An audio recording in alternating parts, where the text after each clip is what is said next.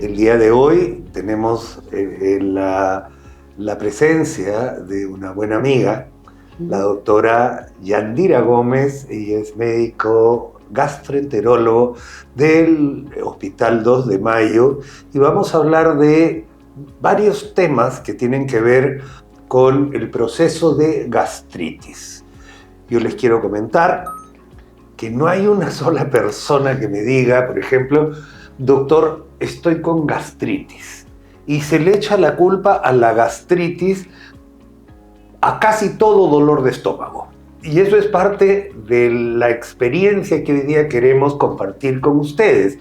Es nuestra experiencia como médicos. No todos los dolores de estómago son gastritis. Más bien, gastritis viene de gastro, estómago, itis, de el sufijo de inflamación. Inflamación del estómago. Y el estómago es una sola parte de todo el tracto digestivo que comienza en la boca y termina en el ano. Entonces, una gastritis es bien específica de una inflamación de una parte del cuerpo humano, una parte además que nosotros como personas que requieren calor, que requieren energía, necesitamos destruir rápidamente los nutrientes para poderlos convertir en energía, eso que nos dé calorías, que nos dé glucosa, que nos dé el azúcar que necesita la sangre, dentro de eso la sangre y la célula para poder trabajar. Una vaca tiene 4 estómagos, ¿de acuerdo? Entonces, nosotros tenemos uno, y ese único estómago tiene que trabajar bien. Y evidentemente es una parte importantísima del aparato digestivo. Y el estómago tiene algunas partes y cada una de esas partes tiene una función especial. Cuando el estómago se inflama, deja de funcionar adecuadamente. Y esta función, al verse alterada, genera problemas en muchas otras partes del tracto digestivo. Yadira, muy buenas tardes. Pastor, ¿cómo está? Buenas tardes. Muchas gracias nuevamente por la invitación. Y pues sí, usted habla de gastritis y mencionamos algo que me preocupa es que la gente normaliza el término gastritis. Y es más, doctora, tengo mi gastritis crónica, eso ya lo tengo hace tiempo, ahora vengo por otra cosa. Entonces, como que y para mí es importante que la gente entienda que no podemos normalizar la gastritis, porque una gastritis crónica va a terminar llevando a una inflamación más profunda, una gastritis atrófica, metaplasia, displasia y cáncer gástrico. Entonces, tomemos, creo que un poquito más de conciencia por ese lado cuando nos referimos a una gastritis. Sí, y dice, por favor, doctor, ¿sabe qué? Yo tengo gastritis. ¿Dónde le duele, señora? Por acá. Sí. Un ratito, a ver, señáleme con un dedo. Sí, pues, por acá. No. La gastritis, el estómago está en una sola parte del cuerpo, salvo que uno tenga una hernia tal gigante que donde el estómago puede estar hasta por acá. Pero en realidad el estómago tiene un sitio, está colocado en una zona y produce ciertos síntomas especiales. Sí, de hecho yo diría más bien que la inflamación constante del estómago, usted sabe, hay factores protectores y factores agresores para que se pierda este equilibrio y termine pues barriéndose el moco protector principal del estómago y se queda expuesto la mucosa gástrica de tal manera que con el tiempo uno tomaba su cafecito de antes, no le pasaba nada, pero ahora el café le hace arder el estómago. Que si ahora de Eso pronto... es un signo importantísimo. Exacto. La gastritis, ¿no es cierto? Y ahí hay que tener en cuenta, porque la gastritis pues no es que tenga un síntoma preciso, ¿no? Pero es una variedad de síntomas que nos pueden llamar a una alarma, ¿no? Un signo de alarma, decir, ¿por qué si antes yo comía un plato de sopa y no me dolía, ahora como la misma cantidad y tengo dolor, me siento lleno, ¿no? Me siento lleno o me siento embotado, me siento con gases, termino de comer, me hincho, me lleno de gases y encima eructo a veces o me siento saciado fácilmente, lo cual antes no pasaba. Ahora como y me duele. ¿Por qué? Ahí nosotros tenemos que pensar que ya esos factores protectores del estómago se están perdiendo. Y uno de los factores, hay muchos factores, uno es la alimentación que tenemos en el Perú, si es una alimentación un poco más salada, más condimentada, como que a base de carbohidratos, porque hay una sopa, tiene todo, principalmente tiene carbohidratos, al último está la proteína. Entonces, uno come mal de por sí en el Perú. Comemos rápido porque andamos corre, por otra parte. Y por otra parte también está un factor importante que es el Helicobacter pylori. Viene a ser, digamos, el factor más importante a la hora de pensar en un cáncer gástrico, porque la gastritis crónica termina siendo un producto de inflamación a raíz de que el Helicobacter se comió ese moquito protector. Invadió a la mucosa gástrica, hizo ahí su nido y empezó a inflamar y a generar cambios estructurales en las células, de tal manera que una célula bonita, cilíndrica, termina siendo una cuadrada y luego cambia su estructura y el núcleo empieza a alterarse y, oh, por Dios, sin darnos cuenta, hemos pasado de una simple inflamación a una atrofia, metaplasia, displasia y cáncer. Entonces, eso es algo que...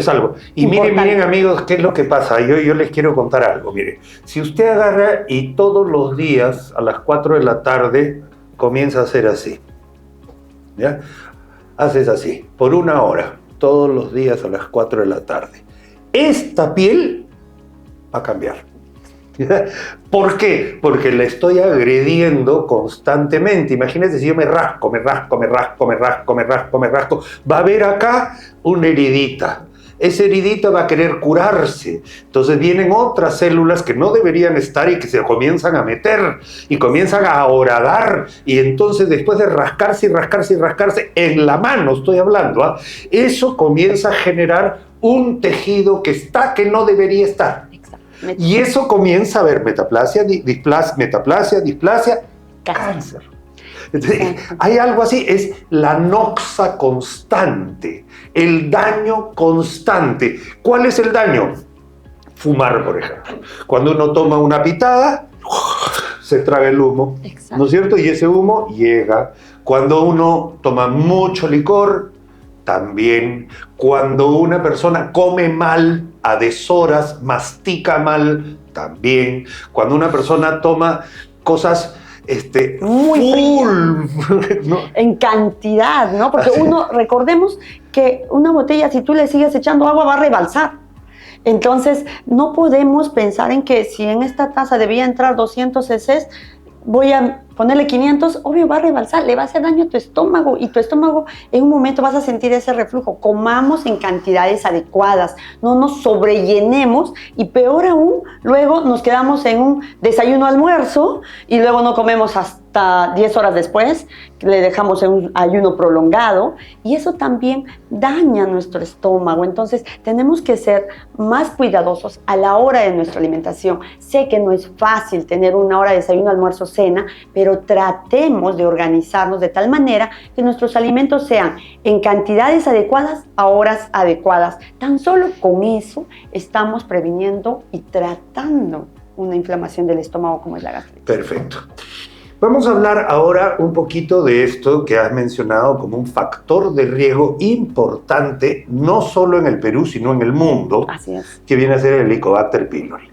El Helicobacter es una bacteria que en mi época, le voy a contar, hace un montón de tiempo yo estudiaba, recuerdo en el Hospital Loaiza, con el maestro Watanabe, usted debe haber oído hablar de él, un maestro de la gastroenterología del Perú, y nos hablaba de una bacteria que se llamaba Campylobacter. ¿Ya? Así se llamaba en esa época, ya te imaginas. Se llamaba Campylobacter. Nadie la había descrito todavía, porque es una bacteria un poquito difícil en esa época de diagnosticar, porque es una bacteria además que se esconde en los pliegues del estómago, se mete adentro y está casi en la submucosa, justo debajito debajito de donde está la mucosa. Hay que entender que la mucosa gástrica es una mucosa muy, pero muy especial. Está preparada para recibir ácidos tan fuertes como el ácido clorhídrico. Cuando uno quiere destruir metal, le pone ácido clorhídrico y destruye el metal. Imagínense la fuerza que tiene este ácido, que es lo que nos ayuda a poder disgregar los alimentos, metabolizarlos, hacerlos más chiquitos para que el intestino después los pueda absorber. ¿Ya? Entonces, esta mucosa gástrica hay que cuidarla.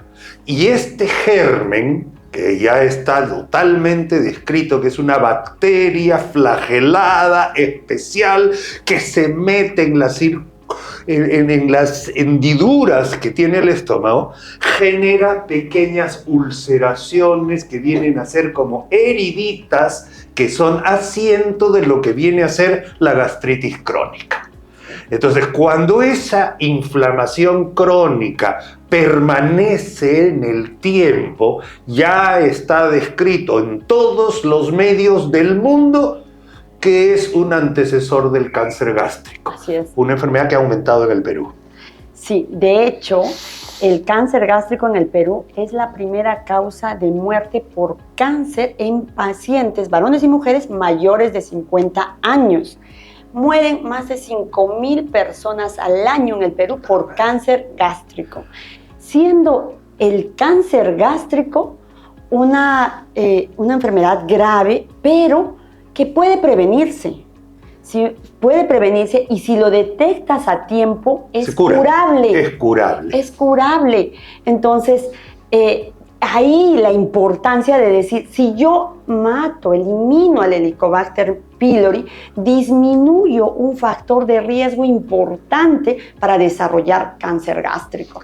Entonces, cuando tratamos el Helicobacter, hay que cerciorarse que murió el Helicobacter y para eso hay que hacer una prueba posterior. Es importante, doctor. Ahora, hay una cosita. Lo malo, queridos amigos, por favor, que quiero que me escuchen con mucha atención, es que el Helicobacter está presente en más del 50% de la población. ¿Es correcto o no es correcto? Así es, doctor. De hecho, y un del poquito mundo. más. Sí. De hecho, del mundo, porque en el Perú, en Latinoamérica hablamos de más del 50%, pero en el Perú es un poco más. Y de hecho, esto es por el tipo de agua y alimentación que tenemos, malos hábitos de higiene que de repente en el Perú se adoptan, ¿no? Y eso tiene que ver con la sanidad nacional. Y hace poco, en nuestra última vez, lo hablamos, que el problema de la anemia infantil, por ejemplo, parte también de la sanidad del agua potable, del agua que uno consume. El Helicobacter está en el agua. Entonces, ¿quién no consume agua? Entonces, amigos, acá es donde tenemos que todos juntarnos, unirnos para tener una agua potable saludable y que sea importante, que esté libre de gérmenes y de parásitos. Y eso es importantísimo. Entonces, si juntamos eso con una alimentación saludable, va a disminuir el cáncer gástrico. Factores de riesgo para cáncer gástrico, así es. Tan solo, muchos pacientes me preguntan en la consulta, doctora, pero yo tomo agua potable, siempre el agua hervida, en mi casa, ¿qué está pasando? Entonces recordemos que el lavado de manos es importante. Llegamos, puede ser de haber pasado en la combi todo el día y llegamos a la casa de hambre y cogemos un pan y ¿qué me llevé de la combi? Un Helicobacter en mi mano y directo a la boca. Entonces, es importante, lleguemos a casa, retomemos los hábitos de pandemia y es lavarnos bien la mano antes de comer, después de comer, y igual con el baño, antes de entrar al baño, después de salir del baño. Esas cosas son hábitos que tenemos que reforzarlo, yo creo. Absolutamente. Ahora, amigos, siendo una evidencia tan clara que existe una diseminación mundial del Helicobacter pylori, lo que tenemos que hacer es prevención y diagnóstico precoz. Y la mejor manera de hacer un diagnóstico precoz es que antes incluso la única manera de detectar el Helicobacter era a través de biopsias. Ahora no, ahora hay que respirar en un tubito, o hay que tener un análisis de sangre, o hay que tener una serie de cosas, porque se han descubierto los anticuerpos que genera el Helicobacter pylori. Esos anticuerpos se pueden medir. Exacto. Y lo puedes medir en sangre, en heces, de hecho. Y bueno, es importante saber que si bien diagnóstico o detección de Helicobacter lo puedes hacer a través de una endoscopía con una biopsia, también se puede hacer a través de un test de aliento con alta sensibilidad, especificidad, y también se puede hacer por un examen en heces. Debo decir que el examen en sangre no es algo que recomiende, porque al menos acá en el Perú no tenemos, digamos, el examen adecuado para hacer esta prueba. Entonces, realmente no vamos a detectar un examen adecuado cuando hagamos un examen en sangre, por favor. Entonces, de acuerdo. Eso es importante. Y ahora, eso sí, si a todas las personas que han tenido reflujo, a todas las personas que alguna vez han sentido un signo que se llama pirosis, piros es fuego, una sensación de quemazón, especialmente en la boca del estómago, esta pirosis puede deberse a una simple indigestión o algo que se le conoce como dispepsia, una mala digestión, etcétera, etcétera. Entonces, no es que a todas las personas haya que hacerles una endoscopía, ¿ya? Pero hay cierto rango de edades en los cuales síntomas un poco refractarios al tratamiento requieren un manejo y un descarte endoscópico que es sumamente importante.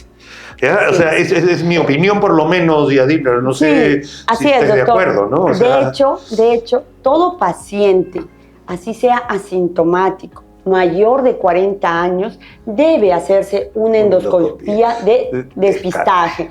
Pero aquel paciente que tenga también un factor de riesgo importante, que es un familiar con cáncer, no necesariamente cáncer gástrico, familiar de primer grado con cáncer, debe hacerse una endoscopía incluso antes de los 40 años de ser necesarios, más aún si tiene síntomas, ¿no? Es importante tener en cuenta eso, ¿no? Hay que tener en cuenta que, por ejemplo, hay gente que también, por favor amigos, quiero que me escuchen porque es importante lo que quiero decir. Yo me hice mi primera endoscopía bien joven, porque uno de los factores para producir más ácido del normal dentro del estómago es el estrés. ¿Quién no está estresado en este país? En el día a día. Entonces, si es que tu personalidad, si es que tu forma de ser, si es que tu forma de enfrentar los problemas, si tomas café, si fumas, si tienes otros hábitos nocivos... Si alguna vez tuviste Helicobacter. Si alguna vez tuviste Helicobacter, tienes todos los boletos de la rifa para salir positivo en un examen endoscopía con una gastritis crónica trófica que viene a ser prima hermana, vamos a decir, o más bien un principio de alteraciones dentro de la célula que te podrían eventualmente llevar al cáncer. Entonces es lesiones premalignas que podemos identificarlas en una endoscopía. Y curarlas. Y es más, curarlas, porque estas se pueden sacar si es que son necesarios. Son muy superficiales, hay la mucosectomía y en este momento nuestros amigos gastroenterólogos son unos capos, están haciendo cosas realmente espectaculares para ni siquiera tener que operarte. Yo, doctora, más o menos en mi vida habré hecho, no me dedico específicamente a eso, pero yo he hecho más o menos unas 50 gastrectomías totales por cáncer. ¿Ya? Con limpieza ganglionar, etcétera, etcétera. Pero ya no hay que llegar a eso. O sea, ese es el último recurso, es cuando ya está la enfermedad instalada. Ahora una enfermedad incipiente se puede manejar diferente que como se manejaba hace 15, 20 años.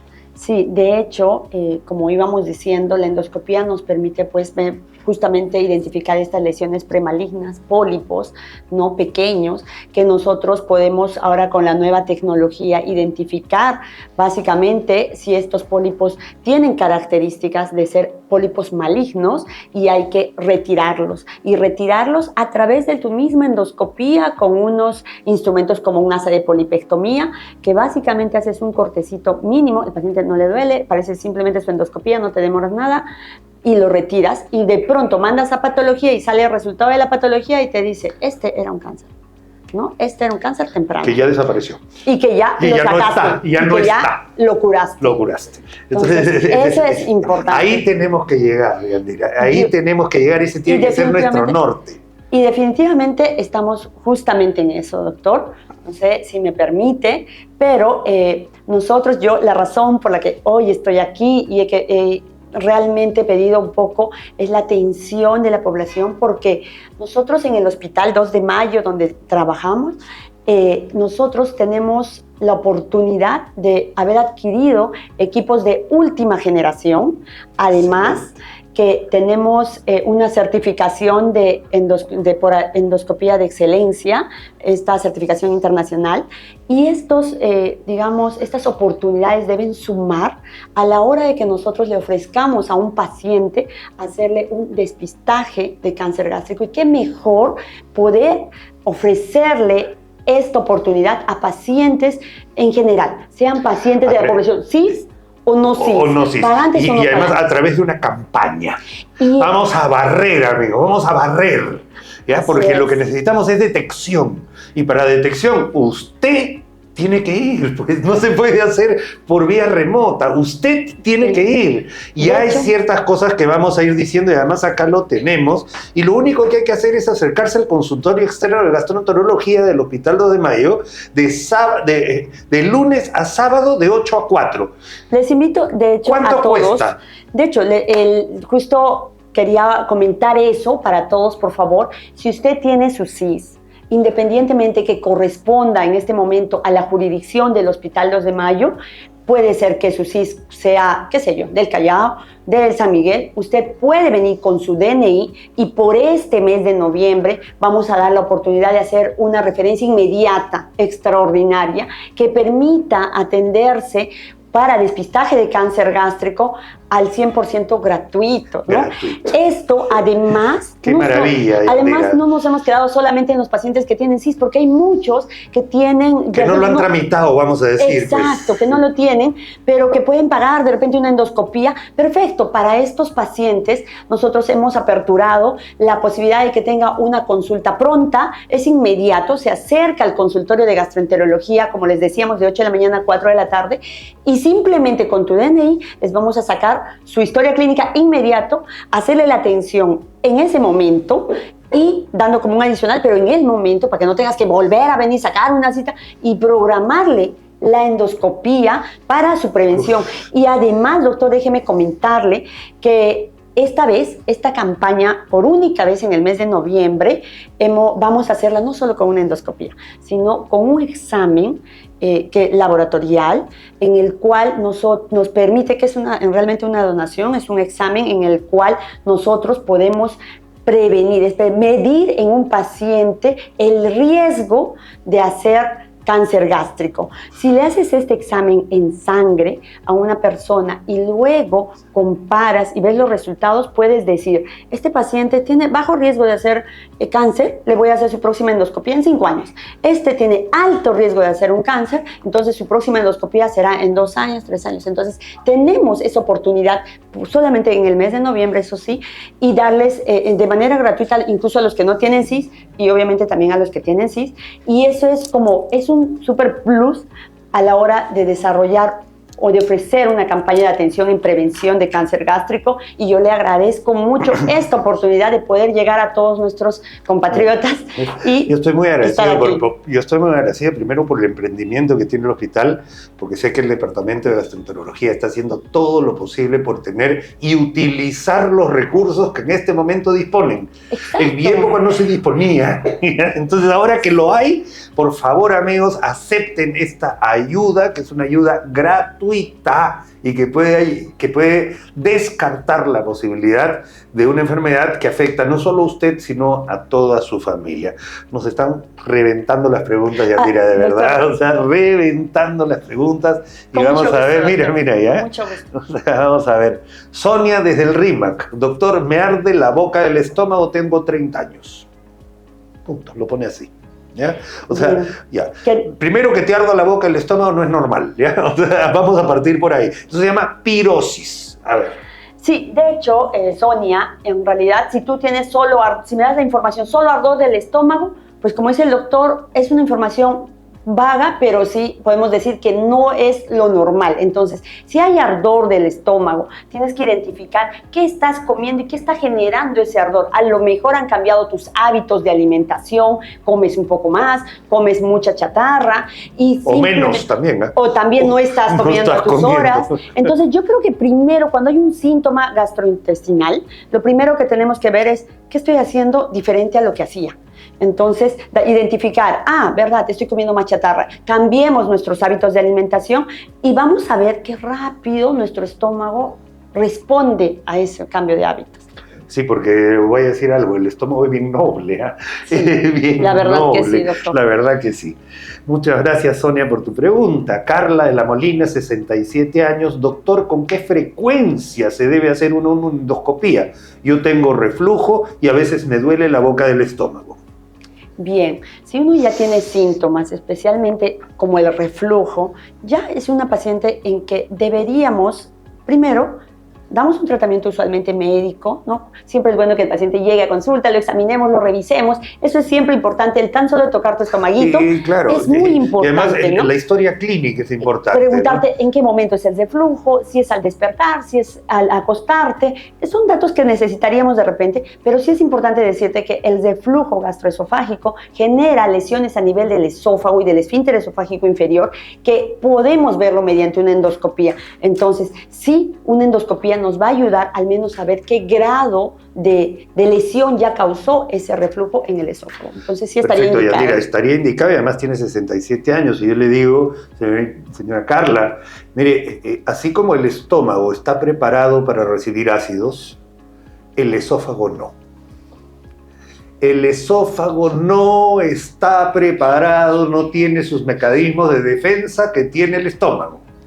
Entonces, cuando ese ácido estomacal asciende hacia el esófago, sí genera lesiones. Y lesiones que, así como el Helicobacter pylori genera en el estómago, existen otros cambios alternativos de la célula que te lleva de metaplasia, displasia y a una enfermedad que se llama esófago de Barrett.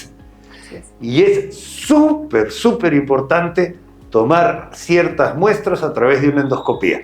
Yo eso se lo garantizo, he hecho 2 trabajos con respecto al esófago de Barrett cuando viví en Chile y fue una experiencia maravillosa con un maestro de la cirugía como es el doctor Attila Chendes, y yo le puedo decir, eso es mandatorio, sobre todo a los 67 años. Bueno, de hecho ahí aumentaríamos de que es importante hacer una buena endoscopía, porque muchas veces para ver esófago nosotros tenemos que tener un paciente bien sedado, que nos permite evaluar, revisar bien esa mucosa gástrica, porque a veces uno hace endoscopía, sale rápido y no vio nada. Entonces, se nos pasó un esófago de Barrett porque no hemos estudiado, analizado adecuadamente. La unión gastroesofágica a veces es complicadita. Así es, y hay que hacerlo con calma y sobre todo que el paciente pues no esté moviéndose, entonces tiene que estar bien sedado.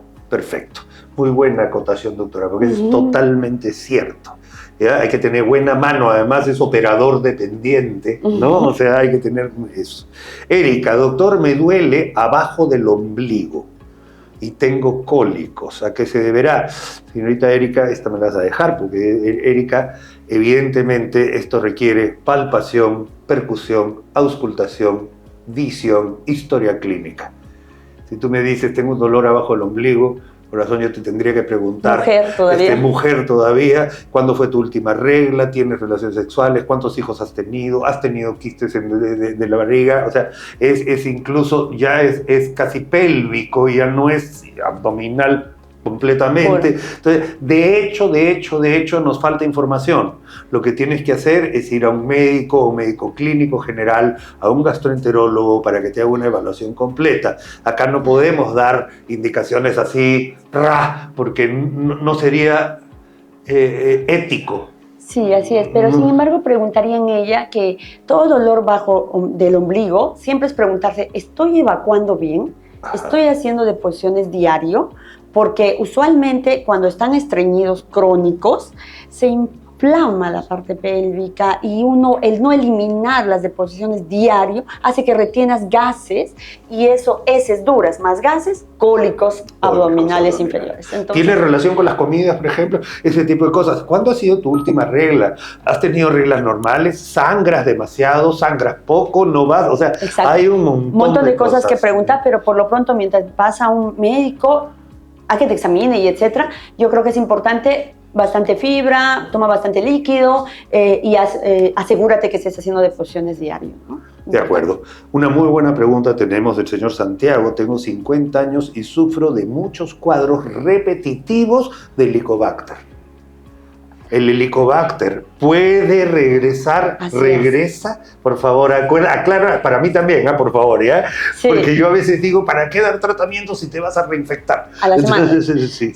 De hecho, es importante esta pregunta, agradezco esto, porque nosotros tenemos que ver que hay la bacteria del Helicobacter pylori es bastante resistente, hace resistencia a diferentes antibióticos. Entonces, si nosotros tenemos una bacteria que una y otra vez está haciendo resistencia, lo primero que tendría que ver es qué antibiótico empezaste, con qué iniciaste tu primer tratamiento, tu primer esquema, y ya tenemos tratamientos de rescate, que lo llamamos así, que son antibióticos que se usaron poco, ¿no? Que se usan poco y que de repente van a ser un poco más accesibles y van a llegar a matar a esta bacteria con mayor facilidad. Pero además hay algunos factores. Claro, hay algunos factores. Si toman la misma agua, ¿no? Exacto, hay algunos factores que se suman. Si bien nosotros podemos mejorar el tratamiento, agregarle bismutol, por ahí cambiar o aumentar la dosis de los IVPs, podemos cambiar el antibiótico, es la parte médica, ¿no? Pero la parte del paciente es importante que tome conciencia cómo se infecta. Entonces te infectas con la mano, boca. Entonces lavarse bien las manos, lo que decíamos, comer la comida bien cocida. Cambia de agua. Y también dónde comemos, porque de repente comes más en la calle por el trabajo, lo que fuera, entonces estás comiendo comida contaminada y te estás reinfectando constantemente, ¿no? Entonces es un poco por ese lado, yo creo. Y otra cosa es hacer el tratamiento completo. Mucha gente, claro, yo tengo que decirlo, el tratamiento no es cómodo, pues son 10 días por lo menos. 14, mira, imagínate, 14 días de tratamiento. Entonces, no mucha gente completa el tratamiento. Lo llevas hasta la mitad, dices ya me siento mejor y lo dejas. Entonces, y eso genera además resistencia del germen. El germen se vuelve más tolerante a los antibióticos habituales. Entonces, y ahí en el tratamiento, algo que de repente les puede pasar a muchos es que no tomamos muy en cuenta el tomar el IVP, el esomeprazol, omeprazol que te dan, tomarlo antes del desayuno. Se olvidaron y lo toman junto con el antibiótico después de desayunar. Eso ya no va a funcionar adecuadamente. Entonces, es importante que tomemos los medicamentos como están indicados, porque si el omeprazol lo tomas después de los alimentos, ya no tiene la misma efectividad. Entonces, no va a preparar el ambiente para que esa bacteria muera. Y el antibiótico necesita un poquito de ácido, ¿no es cierto? O sea, también, porque no es que pueda tener ese ambiente de repente no bien preparado, ¿no? Muy bien. A ver, Daniela. Doctor, ¿por qué mi novio tiene el estómago inflamado después de comer? Él come normal y no toma alcohol. Bueno, el estómago inflamado. Esto va un poquito más a un trastorno digestivo funcional, si no te parece, por la historia, ¿no? Por la historia, digamos, ¿no? Sí. Sí, de hecho, nosotros tenemos que entender que distensión abdominal después de comer pueden ser muchas cosas. Desde simplemente un síndrome intestino irritable, ¿no? Una enfermedad funcional, pero también puede ser una gastritis, ¿no? Entonces tenemos que ver más información. Es importante que el paciente entienda un poco de no es que tengas un síntoma, lo leas en las redes y te tomes un tratamiento. Es importante que acudas al médico para que hagamos una unidad clínica. examinemos al paciente, veamos factores que están ahí alrededor suyo y hagamos un diagnóstico. De pronto, comer en pequeñas porciones va a ayudarlo un poco, no comer cosas que le provoquen mucho gas, como el brócoli, menestras, suspender de repente un tiempo algunos alimentos que usted por sí ya sabe que le caen mal. Hay cosas que, por ejemplo, le caen mal un arroz con pollo porque tiene culantro y lo sigo comiendo. No, pues, o sea, suspendo un poco esto, le doy un poco de vacaciones a mi estómago, si quieres llamarlo así, para que un poquito se recupere esa mucosa gástrica. Como les digo, tan solo con mejorar nuestros hábitos de alimentación, ya hacemos bastante, ¿no? Excelente. Ana María nos cuenta, tengo 60 años, sufro de reflujo. ¿Eso puede dañar mi dentadura? Me lo ha dicho el dentista. Así es. Definitivamente, cuando uno duerme, el ácido del estómago regresa hasta la cavidad oral. Y este ácido, como dijo el doctor, es tan corrosivo que va a dañar toda la placa. Las cuerdas vocales. Por eso uno amanece con su carraspera. Amanece con garraspera, con ronquido, con la voz así tremenda, ¿no? O sea, Así es. Y el esmalte de la dentadura lo va dañando constantemente, que empieza a ser más vulnerable a tener una caries. Entonces, definitivamente sí está ligado el tener reflujo a tener una caries dental, ¿no? Excelente. Jessica, doctor, después de hacer el tratamiento para el Helicobacter, te haces la prueba y sale significativo. ¿Quiere decir que ya desapareció totalmente? Buena pregunta. Sí, de hecho, es muy importante tener en cuenta eso, ¿no? O sea, te haces un tratamiento de 14 días, tienes que esperar 4 a 8 semanas para recién hacerte la prueba del test del aliento, y esta prueba debes hacerte sin haber consumido en todas estas 4 a 8 semanas omeprazol, sea esomeprazol, antibióticos, y recién te haces la prueba y sale negativo, recién puedo tener la seguridad de que ya no tengo el Helicobacter, ¿no? Acá cuando dice sale significativo, no está claro qué, ¿no? O sea, significativo, cuánto, no nos dice en específico. No, pero sale negativo, significa que desaparece totalmente.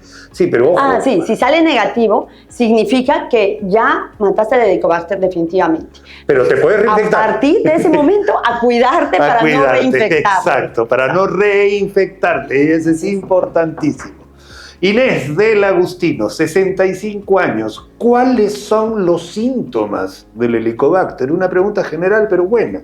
Sí, yo creo que sí es importante que la gente sepa de que el Helicobacter no es que dé un síntoma en específico. Muy bien, ¿no? ahí quería llegar. Hay gente que tiene Helicobacter y no tiene nada. Ok. Incluso cuando le haces una endoscopía de despistaje, encontramos un estómago de bebé. ¿Ya? ¿Sí o no? O sea, sí pasa, ¿no es cierto? Sí, de hecho, en la endoscopía muchas veces nosotros ya podemos presumir que este paciente tiene Helicobacter pylori porque tiene un patrón nodular claro, y de repente va a coincidir que tomamos las biopsias y sale positivo en el resultado, ¿no? Pero siempre sepan que no hay un síntoma en específico. Pacientes que se hacen incluso por prevención y les diagnosticamos Helicobacter pylori. De acuerdo, así es. Y claro, ahí viene mi concepto, ya me vas a disculpar, Yandira, porque yo he discutido esto con gastroenterólogos muchas veces, siempre. Si no tienes síntomas, no tienes signos y no tienes nada, pero te sale una biopsia positiva con Helicobacter, ¿tienes que dar tratamiento o no? Sí, doctor, por supuesto. Pues, ahí yo me pico. No, es que... Pero, doctor, usted lo ha dicho al inicio. A ver, ¿qué ha dicho? Si tienes Helicobacter pylori, tienes que erradicarlo, matarlo, para disminuir el factor de riesgo importante que es tener cáncer gástrico. Entonces, si uno mata el Helicobacter, estoy reduciendo mi posibilidad de hacer cáncer.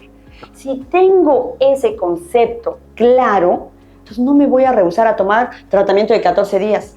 Así no tenga nada, pero voy a tomar tratamiento y voy a tener más dolor. No va a pasar eso. Yo quiero hacer una pregunta mía. El tratamiento de Helicobacter incluye 2 antibióticos, incluye bloqueador de bomba, incluye varias cositas. Han ido cambiando. Hay variedad. Pero hay variedad, ok. Pero a veces el tratamiento produce efectos un poquito indeseables, ¿no es cierto? Sí, qué buena pregunta, doctor. Eso es importante. Mire, Cuando uno toma el tratamiento del Helicobacter, muchos pacientes pueden no sentir absolutamente nada y terminar el tratamiento de los 14 días. Hay algunos, pocos, pero hay, que presentan un poco de molestias. Desde que estoy tomando la pastilla en el segundo día o tercer sabor día, metálico en la boca. Sabor metálico en la boca, de repente un poco más de acidez. Algunos hasta me dicen un poco de dolor. Por favor, entiendan que eso puede darse, pero al tercer día va a desaparecer. Ustedes tienen que continuar su tratamiento de los 14 días y terminarlo. Por favor, recordemos la importancia que tiene erradicar el Helicobacter. Tenemos un preguntón acá, que yo también estoy en la duda. Estoy a favor. A ver, mira, preguntón. Mariana, tengo 30 años. ¿El Helicobacter se puede contagiar por besos? Su diablo. Bueno, en realidad sí podemos decir que en la saliva hay Helicobacter o puede haber Helicobacter en pequeñas cantidades. Lo cual no llega a ser suficiente para que uno diga, me besé y me dio Helicobacter. ¿Entienden? Entonces, eso para que quede claro y no... Pero podría ser una vía de transmisión. Podría ser una vía de transmisión, sí, pero sumado yo siempre diría al contaminarte, pues mano-boca, porque la cantidad es mínima que hay en la saliva, mínima. Mínima. Y claro, hay gente, esta también pregunta mía, ¿hay gente más susceptible que otra por supuesto, a tener Helicobacter? Por supuesto, doctor. O sea, de hecho, en una familia todos comemos lo mismo, de pronto todos nos lavamos la mano, nos cuidamos de movilizarnos en nuestro propio carro, todo, pero, ojalá, solamente el papá hizo Helicobacter, pero todos los demás, ¿por qué no? Hay cierta susceptibilidad y predisposición a hacer el Helicobacter. Ok, perfecto. Víctor, del Callao. Mira, acá hay otra pregunta, antes se me había pasado. Elizabeth, ¿el Helicobacter puede ser combatido con ozonoterapia? No. Queridos amigos, acá hay algo bien clarito. Esta ozonoterapia ha venido de Cuba, ¿ya? O sea, lo utilizan mucho en Cuba, médicos cubanos sobre todo.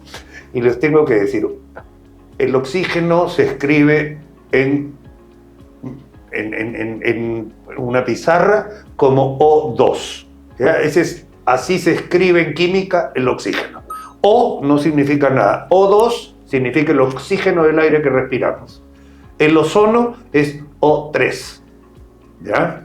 Ahora, eso no es manejo del Helicobacter. Y se lo digo con todas sus letras. ¿De acuerdo? El Helicobacter es una bacteria. Necesita para morir un antibiótico. Ok. Perfecto. A ver, Elizabeth. Víctor del Callao, 70 años. Doctor, me han diagnosticado hernia hiatal. ¿Qué cuidados debo tener para comer y qué alimentos serían los ideales? Es importante. Y yo después, primero me permites explicar lo que es una hernia hiatal. Queridos amigos, nosotros tenemos el esfínter gastroesofágico, ¿ok? Es la unión del esófago con el estómago. Cuando este esfínter gastroesofágico, que debería ser algo que es más o menos funcional, tú llenas tu estómago y esto se cierra para que no regrese la comida, ¿de acuerdo? Ahora, cuando este esfínter gastroesofágico se queda abierto, ¿qué es lo que sucede?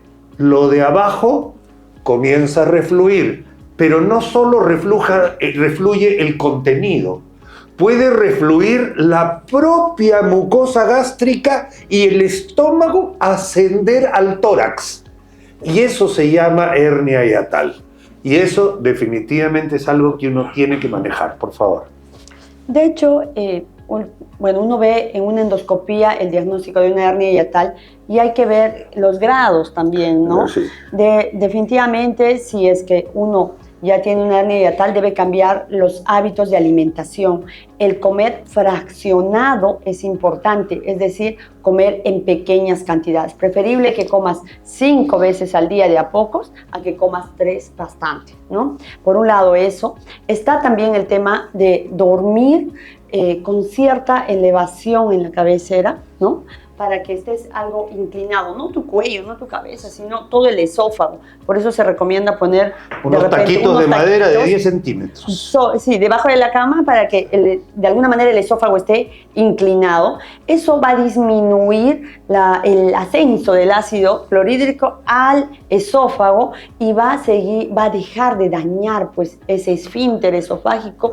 Así es. Porque en realidad, como dijo el doctor, hay un ascenso de la mucosa gástrica y con el tiempo, si no hacemos una alimentación adecuada, unos hábitos y horarios de alimentación también adecuados, nosotros vamos a ir subiendo más el estómago hasta que en un momento esta mucosa gástrica puede quedar encarcelada arriba.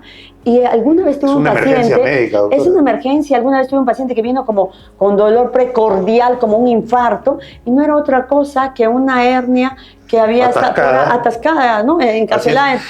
Ahora, amigos, doctora, yo no sé si usted está digamos, de acuerdo o no, pero también hay formas quirúrgicas de reparar un esfínter gastroesofágico insuficiente. Claro. Cuando se ha perdido el movimiento y el esfínter gastroesofágico simplemente no funciona, existen métodos y técnicas quirúrgicas ideales que sí funcionan, yo les puedo asegurar que claro sí funcionan para reparar ese mecanismo de válvula que tiene y que debe tener el esfínter gastroesofágico. Hay la operación de Nissen, especialmente de vía laparoscópica, en la cual con el mismo fondo gástrico se hace una bufanda al esfínter gastroesofágico y esto funciona adecuadamente para manejar un esfínter gastroesofágico que está incompetente. Pero para eso hay que hacer una serie de exámenes clínicos que incluyen una pHmetría de 24 horas, una manometría esofágica que mide la presión del esfínter gastroesofágico, y con esos exámenes uno puede optar por la opción quirúrgica, que se tiene que hacer en manos especializadas. Eso sí les tengo que decir. Yo diría que sí. O sea, hay momentos en donde un clínico también decide que este paciente debe ir a cirugía. Y creo que, en mi opinión, importa mucho el paciente, el tipo de paciente. Porque si es un paciente que por trabajo, llámese cualquier factor, no va a cumplir con sus horas de alimentación, no va a cumplir con su tratamiento, porque ellos tienen que tomar el omeprazol, sus IVPs a tiempo, y no va a cumplir con los hábitos, es decir, dejar el alcohol, dejar el tabaco. Entonces, este paciente va a reincidir en lo mismo. Entonces, es un paciente que va para cirugía, ¿no? Exacto, tiene también que tener una preparación tiene acá, que haber ¿no? Importante es muy importante lo que has dicho. Personalizar al paciente. De acuerdo, ¿no? Es totalmente de acuerdo porque es así, sino y además ese paciente inicialmente va a requerir una dieta especial por un mes. O sea, no es fácil el postoperatorio, tiene que estar preparado física, psíquica y emocionalmente.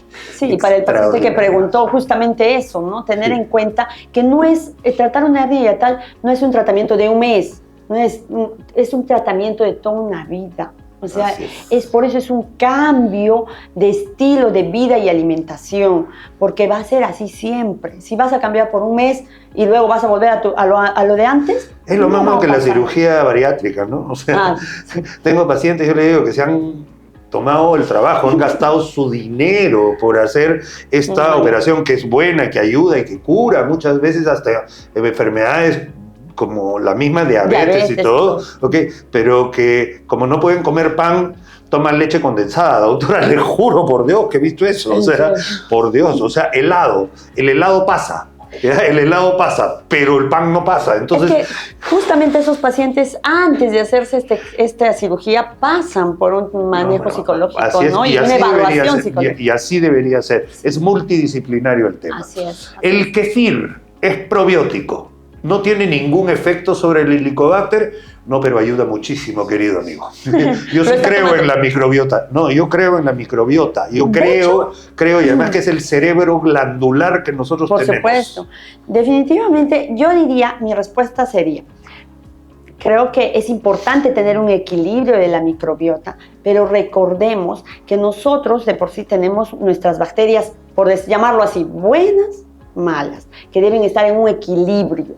Si yo tomo, por ejemplo, el kefir, que son bacterias buenas, entonces vamos a aumentar demasiado, de repente lo voy a tomar mucho tiempo, entonces va a haber igual un desequilibrio, porque me estoy yendo a muchas buenas y pocas malas. O sea, el equilibrio tiene que mantenerse. Yo estoy de acuerdo con que los probióticos ayudan, está bien, pero hasta cierta medida, o sea, no tomar indiscriminadamente. Están tomando 3, 5 meses y como si fuera leche. No, tiene que ser parte de la dieta habitual, ¿no? Y en pequeñas cantidades. En cantidades, ¿no? sí. O sea, es lo mismo que comer chucrut, que comer encurtidos y todo, pero no vas a hacer una dieta de kefir, pues eso no es correcto tampoco. Y hay gente que ha venido un poco ya descompensada por excesos. Es correcto. Milagros, el examen de test de aliento sale positivo, ¿con seguridad? Buena pregunta. O sea, ¿es seguro el examen del test de aliento? Sí, realmente 97% según los 97%. estudios. O sea, es bastante Si te sale seguro. positivo, es prácticamente sí. Si te sale negativo, hay que ver todavía, pero bueno, el positivo hecho, te da positividad. Es un examen que tiene alta especificidad. Alta sensibilidad. Especificidad también. Entonces, yo creo que es un examen que sí podemos confiar. De acuerdo, muy bien. Diana, doctor, tengo salud. ¿Igual puedo ir al Hospital 2 de Mayo a hacerme depistaje? Muchas gracias, Diana, por la pregunta, de verdad. Sí, buenaza. Sí. De hecho, sí, todos los pacientes, tengan o no seguro o cualquier tipo de seguro, pueden ir al Hospital 2 de Mayo. Vamos a estar ahí, todo el servicio está trabajando para esta campaña. No es bueno. Y por favor, les pediría que lleguen al consultorio de gastroenterología con su DNI, nada más, y ahí nosotros nos encargamos de sacar y agilizarlo todo. Yo lo felicito, estoy encantado, porque es un compromiso que tiene el servicio de gastroenterología de un hospital al cual le debo parte importantísima de mi formación. Y tengo que decir que lo que se hizo en Chile, que logró descartar cánceres sumamente incipientes, fue porque la empresa privada junto con el Instituto Chileno-Japonés de la época hicieron lo mismo que están haciendo ustedes. Campañas de prevención, incluso iban a las comunidades y atendían a todos los pacientes de riesgo. Y eso barrió el tema del cáncer en este país. Sí, doctor, yo creo que hacerte una endoscopía puede salvar tu vida. Totalmente de acuerdo. Eduardo de Surquillo, tengo 60 años, siempre amanezco con la lengua muy blanca y mazamorrienta. Amanezco... ¿Qué puedo hacer? Tomo esomeprazol en las mañanas, a veces bismutol en las noches. ¿Cuántos años? O sea, lengua saburral, 60. Bueno, lo primero que yo te recomendaría es que sí acudas con nosotros al consultorio de gastroenterología y hagamos un estudio de endoscopía. Ya tienes 60 años con esos síntomas, necesitas hacerte una endoscopía. Hay muchas cosas, muchos factores que pueden hacer que estés haciendo esa lengua saburral y toda esa sintomatología. Incluso no está bien, no es honguitos, no es normal, ¿no es cierto? No es normal. Hay honguitos que ya encontraron su sitio y es como que han encontrado el lugar ideal. ¿Ya? Y hasta que no barras con esa colonia, puede ser que te permanezca durante tiempo. Y yo te diría, incluso puedes ir a un odontólogo para que te pueda evaluar esa parte. Incluso también se pueden hacer pequeños cultivos para descartar una posible cándida, que es una de las causas principales para tener eso, incluso mal aliento. Pero ese síntoma, a veces, aunque no le parezca, es el reflujo. Es frecuente, doctor, y a veces es simplemente una gastritis por helicobacter. Entonces, por favor, si hay este síntoma, sí necesitamos identificar y diagnosticar adecuadamente. Buenas esto. Mira, la muña y el tocosh son buenos para el helicobacter. Yo debo decir que la muña tiene un trabajo científico prospectivo doble ciego randomizado en la Universidad de San Marcos, que dice que sí, efectivamente, tiene cierto efecto sobre la gastritis crónica, no necesariamente sobre el helicobacter. El estudio habla de gastritis crónica atrófica, yo lo he leído personalmente. Ahora, el tocosh es un probiótico súper natural. No es rico, pero vamos a decirlo. Coméntanos un poquito. Bueno, mucha gente consume el tocosh y si es que uno consume algo natural y te hace bien, yo creo que está bien mientras no sea en exceso, repito, o sea, estas cosas se toman 10 días, 15 días y ya, pero esto no va a curar, no va a matar el Helicobacter y no va a curar tu gastritis, va básicamente a calmar un síntoma, y calmar un síntoma es un par de días, pero no es un tratamiento, así es que tengan en cuenta eso. De acuerdo. Vladimir, 2 años con gastritis y Helicobacter. Llevo 3 tratamientos y nada. Estamos hablando de reinfección probablemente. No nos ha dicho los años, pero llevo 2 años de tratamiento para gastritis, con gastritis y Helicobacter. 3 tratamientos y nada. Eso es lo que nos pone Burgos Vladimir. Yo creo que en este paciente hay que estudiar los factores que están haciendo que no haya un apego al tratamiento. Como le digo, es importante la hora de tomar los IVPs, es importante la hora de tomar los antibióticos. Una atención más personalizada, ¿no es cierto? Sí. Individualizar a ese paciente. Y buscar su factor. Su factor. Algo está pasando que no está haciendo bien, porque exacto. ¿no? Hay algo ahí en ese caso en particular. ¿No? ¿Ya? De acuerdo. A ver, está buenazo porque, mira, seguimos. Margarita, 38 años, no tengo seguro privado. ¿Los hospitales del Estado cubren el tratamiento de Helicobacter? Nosotros en el hospital, que es un hospital del Estado, podemos atenderlos a todos los pacientes del Perú, tengan o no tengan CIS. Obviamente van a venir, van a sacar una consulta y sí les vamos a entregar un tratamiento, pero no es que el Estado te va a cubrir o va a pagar ese antibiótico. No es tan caro tampoco, ¿eh? O sea, lo genérico, por favor. Y ahí va, ¿no?